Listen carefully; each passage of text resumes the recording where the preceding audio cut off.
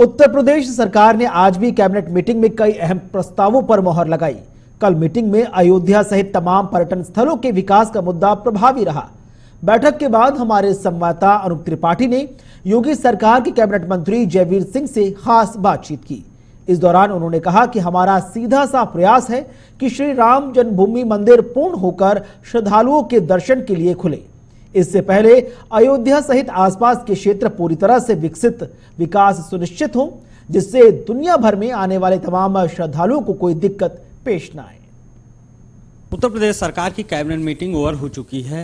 करीब 22 प्रस्तावों पर मुहर लगी है। उसमें कौन से खास प्रस्ताव हैं और क्या फैसले हुए हैं, इस पर खास बातचीत के लिए हमारे साथ हैं उत्तर प्रदेश सरकार में पर्यटन मंत्री जयवीर सिंह। सर, खास 22 प्रस्ताव पास हुए हैं। 22 प्रस्तावों में से अगर हम खास बिंदुओं पर फोकस करें तो कौन से बड़े फैसले आज लिए गए मीटिंग में?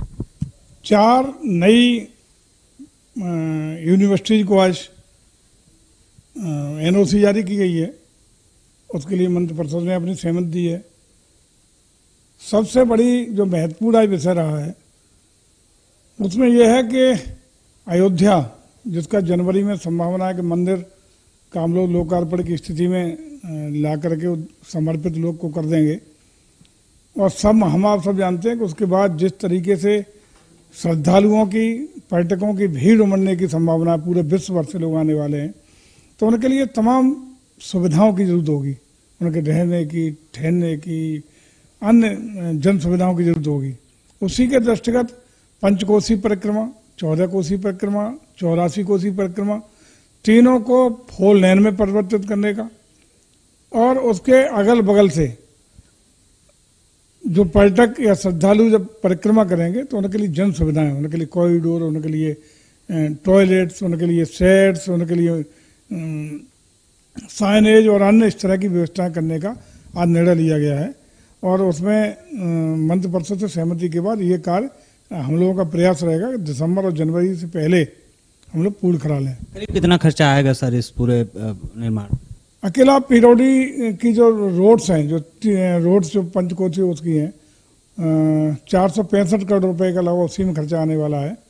और जो हम लोगों के अलग अलग जहाँ होने हैं उसमें भी काफ़ी बड़ा बजट है। पंचकोसी पे भी है। और एक मिनट आपको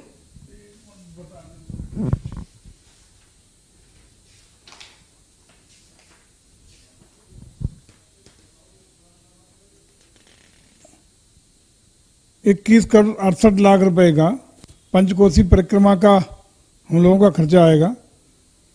21 करोड़ 24 लाख का 14 कोसी पे जो विशिष्ट कार्य होने हैं उनके जोड़ते हुए खर्चा आएगा।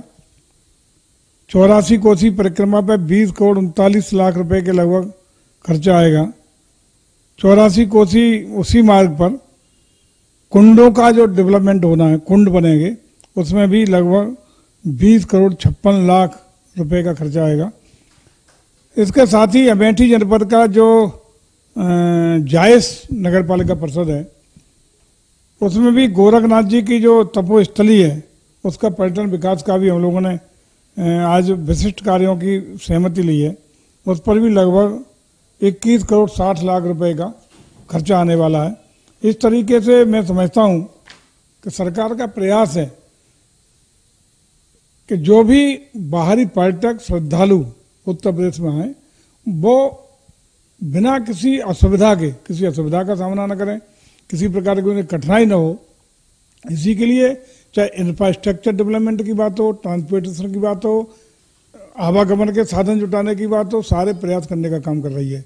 एयर कनेक्टिविटी से भी हम लोग जोड़ने का काम कर रहे हैं। हमने हेलीपोर्ट स्वीकृत किए हैं। हमारा गोवर्धन और आगरा का हेलीपोर्ट अंतिम चरण में है, आज शीघ्र वो शुरू होने वाला है। इसके अलावा प्रयागराज के साथ साथ तमाम जहाँ जहाँ हमारी एयर कनेक्टिविटी नहीं है, जहाज से नहीं है, वहाँ हेलीकॉप्टर से हम कनेक्टिविटी देने का काम करेंगे। और हमारा प्रयास होगा कि अगर कोई बाई एयर विदेशी हमारा आता है और जहाज से किसी एयरपोर्ट पर, चाहे वो कुशीनगर उतरे या इंटरनेट से किसी एयरपोर्ट पर निकले, वहाँ से बगल से ही हेलीपोर्ट के द्वारा उन सर्किट्स का, चाहे वो बौद्ध सर्किट का अगर भ्रमण करना चाहता है, हमारी राम वन गमन पथी का उस सर्किट का भ्रमण करना चाहता है, जहाँ जहाँ वो जाना चाहता है उसके लिए आसानी से हम सुविधा बाई एयर भी कराएं और रोड कनेक्टिविटी भी बेहतरीन दे करके इस तरह कर दें कि उसको जाकर के 50 लोगों को अट्रैक्टिव करने का काम करें। इसके साथ ही सबसे बड़ी बात महत्वपूर्ण ये है कि तमाम ऐसे यूरोपियन कंट्रीज हैं जिनकी इकोनॉमी केवल पर्यटन पे ही चल रही है, और एक पर्यटक जब आता है तो 6 लोगों को रोजी रोटी के संसाधन जुटा के जाता है। सबसे ज्यादा राजस्व के विकास के लिए, बेरोजगारी को दूर करने के लिए सबसे ज्यादा अगर कहीं किसी में संभावना है तो पर्यटन में हो सकती है। उस पर पूरी तरह सरकार गंभीर है और पर्यटन और संस्कृति को जोड़ने के साथ साथ जोड़ते हुए हम अपनी सनातन परंपराओं को, सनातन संस्कृति को और अपनी जो प्राचीन हमारे विरासत है उसको संवर्धित करते हुए आम लोगों के बीच में उत्तर प्रदेश को इस तरह हम डेवलप कर रहे हैं कि आने वाला कोई भी विदेशी जब हिंदुस्तान की धरती पर कदम रखे तो उसकी पहली पसंद उत्तर प्रदेश बने, ये हमारा प्रयास है। सर, एक और सवाल बनता है कि अयोध्या में मंदिर निर्माण के साथ साथ सारी चीज़ों का डेवलपमेंट किया जा रहा है, लेकिन अयोध्या के आसपास का तमाम एरिया ऐसा है, वो बस्ती जिले का हो या देवरिया का हो या सुल्तानपुर का हो, जो कहीं ना कहीं श्री राम जी की जो जीवन यात्रा पूरी थी उससे जुड़ा हुआ है। वहाँ भी तमाम ऐसे पर्यटन स्थल हैं जिनके जीर्णोद्धार की जरूरत है। पूरे प्रदेश में जितने भी धार्मिक स्थल, आध्यात्मिक स्थल, तपोस्थल, ऋषियों मुनियों की नगरी जिसमें हमारा नैमिषारण्य भी आता है, उन सबको डेवलप करके बेहतरीन करके भव्य दिव्य स्वरूप देने का काम लगातार चल रहा है। और इस तेजी से इसमें इस साल भी 23-24 के बजट में इन सबको डेवलप करने के लिए अलग से बजट की व्यवस्था भी की गई है।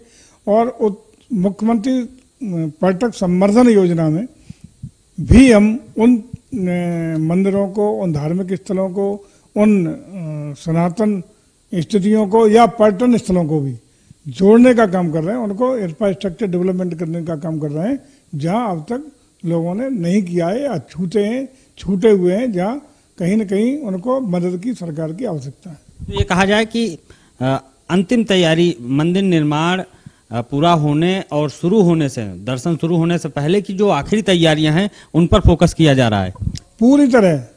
हम यही नहीं, 6 जिलों से कनेक्टिविटी अयोध्या की जुड़ती है, जहां से प्रवेश करेंगे लोग।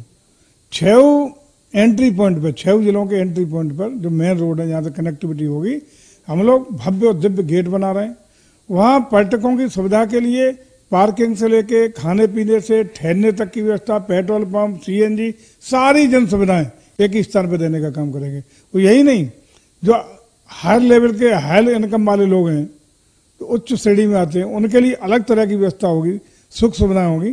और गरीब व्यक्ति हैं उनके लिए भी बहुत सस्ते में भोजन और ठहरने की व्यवस्था, पार्किंग और सार्वजनिक शौचालय की व्यवस्था बहुत अच्छी होगी 6 जगह से। हमारा प्रयास है कि जब तक मंदिर पूर्णता की ओर हमारा आएगा तब तक सारा इंफ्रास्ट्रक्चर इस तरीके से डेवलप हो जाए कि कहीं भी किसी भी पर्यटक को, किसी श्रद्धालु को कोई असुविधा न हो। ये हमारा प्रयास है। बहुत बहुत शुक्रिया सर बातचीत के लिए। Thank you very much, welcome. आप थे उत्तर प्रदेश सरकार में पर्यटन एवं संस्कृति मंत्री जयवीर सिंह। उन्होंने कहा कि आज की कैबिनेट मीटिंग जो हुई है उसका सीधा सा फोकस अयोध्या सहित उत्तर प्रदेश के तमाम पर्यटन स्थल हैं जिनका अभी जीर्णोद्धार किया जा रहा है, या कुछ जगहों पर जो सड़क और एयर कनेक्टिविटी है उसको पूरा करने में जो जो चीज़ें, जो जो संसाधन, जो जो इंफ्रास्ट्रक्चर की ज़रूरत है उनको पूरा करने पर फोकस किया जा रहा है।